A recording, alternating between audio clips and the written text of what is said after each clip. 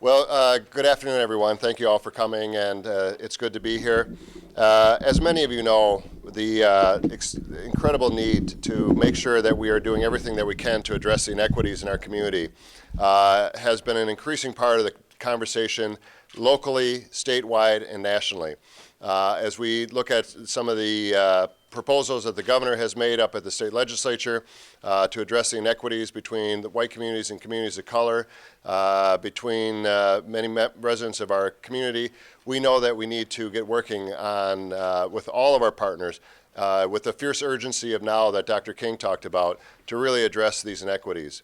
It is unfortunate that in a state that has the rich quality of life that we have, like Minnesota, where we have among the highest rates of college education, the highest rates of home ownership, the highest rates of economic well-being, those rates don't apply to too many of our members of communities of color.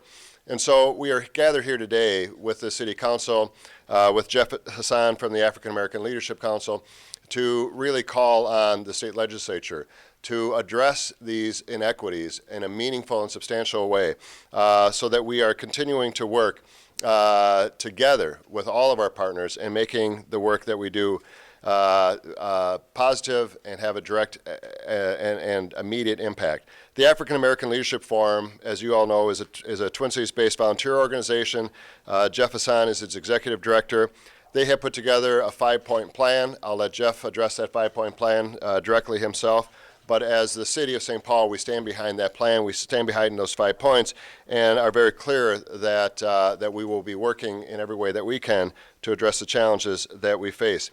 The City of St. Paul, quite frankly, has already done quite a bit on these issues. We have not waited for someone else to take the leadership role. We have stepped forward. Many of you know that several years ago, we revamped the work that we do from the old Department of Human Rights to the Department of Human Rights and Equal Economic Opportunity under the leadership of now Director Jesse Kingston. We are making incredible strides in so many different areas. We know that our work is not nearly done. We're not nearly close to the finish line, but we are working very, very hard to get there. If you look just at the employment statistics for the City of St. Paul as an employer, right now we have 19.6% of our full-time employees are persons of color. That is not reflective of the city that we represent, and so we're working hard to get those numbers up. We are having some success. If you look at our part-time employment, over 50% of our part-time employees are individuals of color. And so that is a beginning, again, not the end point, but it is a beginning. In 2015, over $35 million in contracts led by the City of St. Paul went to minority-owned businesses.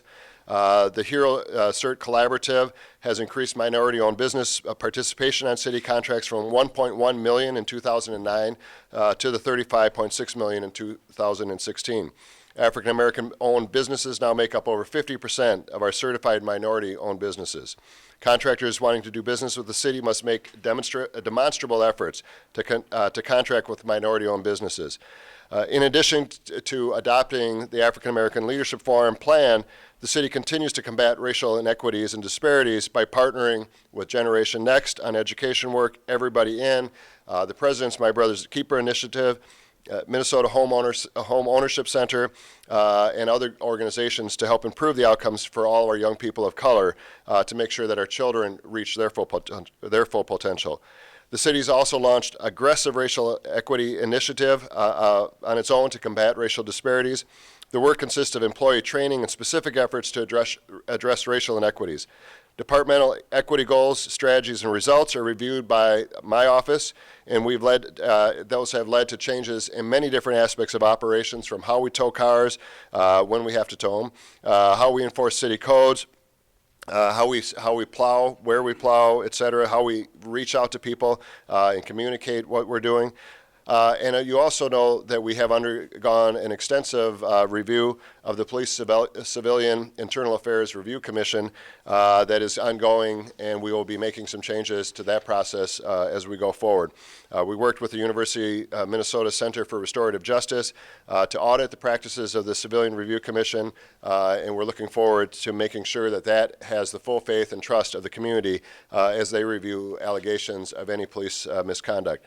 Finally, the Human Rights and Equal Economic Opportunity Commission continues to review city policies, making sure that our policies reflect the goals that we have set to create a fair, equitable, and just community in the city of St. Paul.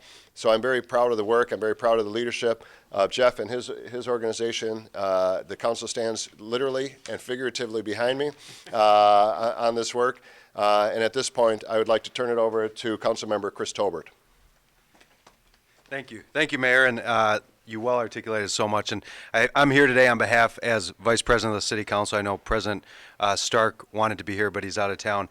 This is one of the things where all 7 of us, along with the Mayor, agree upon. It's an important 5-point plan, and we thank the African American Leadership Council for bringing it to us, and we're happy to support it. The City of St. Paul has done a lot, as the Mayor articulated, to move the inequality gap forward, but there's a lot more to do. One of the things that I think about that we do that's so important that the city has initiated is the Right Track program. That's something that's opening doors for people who don't have the same opportunity as many others across the city, and it's something that we're going to continue to expand and continue to grow on. We have our after-school programs in the libraries, and we continue to work on that, but there's so much more to do, and I think the state legislature needs to take this up and continue to move the ball forward. And under the mayor's leadership, and I know that my colleagues all support this, it's something that we talk about in every decision that we make, and we'll continue to support it, but thank you for your leadership on this. Thank you. Thank you, Councilmember Tolbert. We're also very proud and pleased to be working directly with the African American Leadership Forum. We're glad that its Executive Director, Jeff Hassan, is here. And at this point, I'd like to turn it over to Jeff. Thank you, Mr. Mayor, Deputy Vice President Tolbert, and to Council President Tolbert and St. Paul City Council members. We want to thank you for this opportunity. Last September 2015, we received a wake-up call. That is, leaders in the African American Leadership Forum received a wake-up call that we should have received long ago. That wake-up call was that the U.S. Census Bureau released statistics showing that between 2014 2013, African American income, median income in Minnesota had dropped by 13%. Now, it was bad before the drop. That is, in 2013, median income for African Americans was half or 100% lower than white residents in Minnesota. When it dropped in 2014, it became 140% lower than white median income in Minnesota. White median income being $64,000, African American median income being $27,000.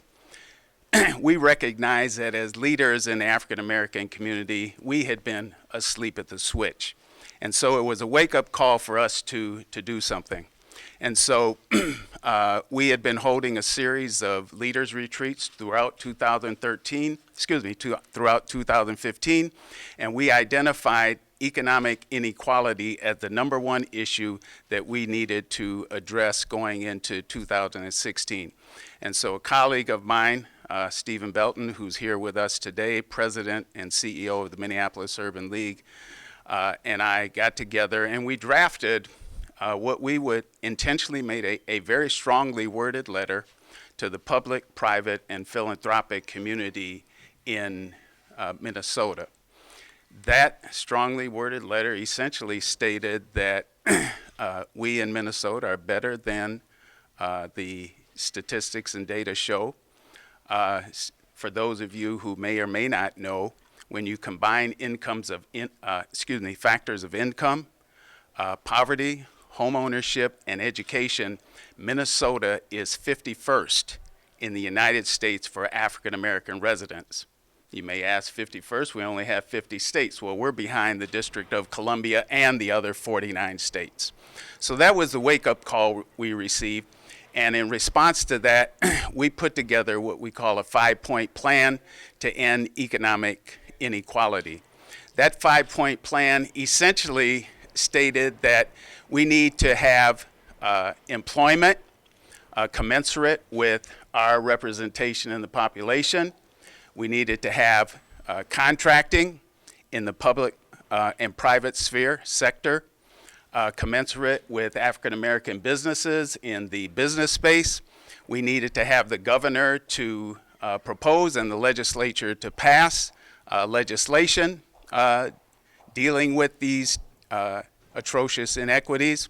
We needed to have the philanthropic community to make equitable investments in the African American community. And finally, in order for us to know whether we're proceeding in the right direction, we called for an annual report card of the public, private, and philanthropic sector to set goals and to measure whether what we're doing has produced results. Now, we're glad to report that the response that we received from Mayor Coleman, and I want to call out specifically Deputy Mayor Kristen Beckman, has been tremendous. They said we're on board. We also got the mayor of Minneapolis, Mayor Betsy Hodges, president of the University of Minnesota and the Board of Regents, President Kaler, the governor and lieutenant governor of the state of Minnesota, and a number of philanthropic and private executives have all agreed and signed on to the 5-point plan. Now, the big issue is, what do we do now? What are we going to do to address these glaring disparities that we have? And we're glad to have the partnership of the City of St. Paul and the council members of the City of St. Paul, and we're looking forward to partnering as we move forward. Thank you very much.